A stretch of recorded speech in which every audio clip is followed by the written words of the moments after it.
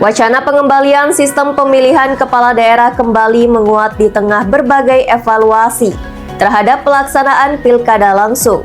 Sebagian pihak menilai pilkada langsung merupakan sisa kedaulatan terakhir demokrasi yang masih bertahan.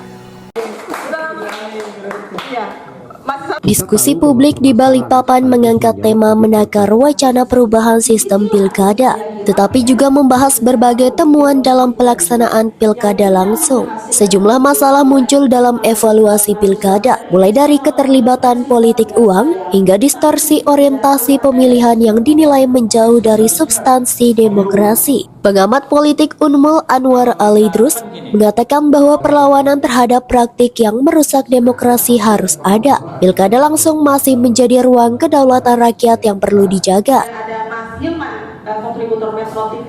Artinya, pilkada ini akan diselenggarakan melalui DPRD, dikembalikan melalui DPRD. Sebetulnya perdebatan itu sudah bukan hanya disudahi, gitu, tapi sudah tertutup peluangnya. Ya, dengan putusan MK 110 2025 sudah nggak ada lagi perdebatan. Jadi artinya sebaiknya ya sudah menarik diri saja. Karena ini adalah satu-satunya kedaulatan rakyat yang masih tersisa.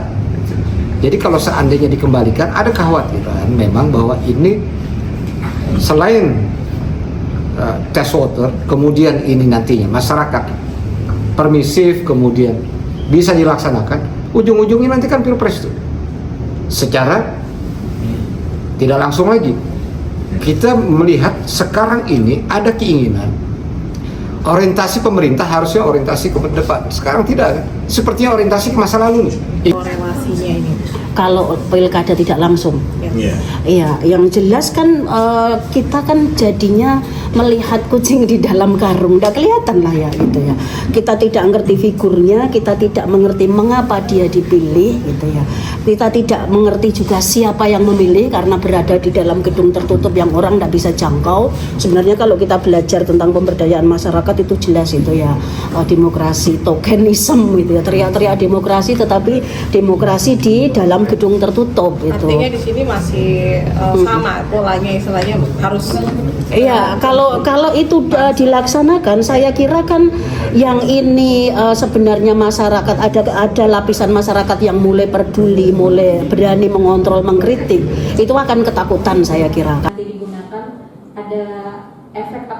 Sosiolog Sri Murlianti menyebutkan bahwa perubahan sistem pemilihan harus melibatkan partisipasi publik agar tidak menjauh dari nilai demokrasi. Diskusi publik ini menjadi pengingat bahwa wacana perubahan sistem pilkada perlu dikaji secara mendalam dengan tetap menempatkan kedaulatan rakyat sebagai prinsip utama. Delita Balikpapan TV melaporkan. Reformasi 99 pemilu ulang.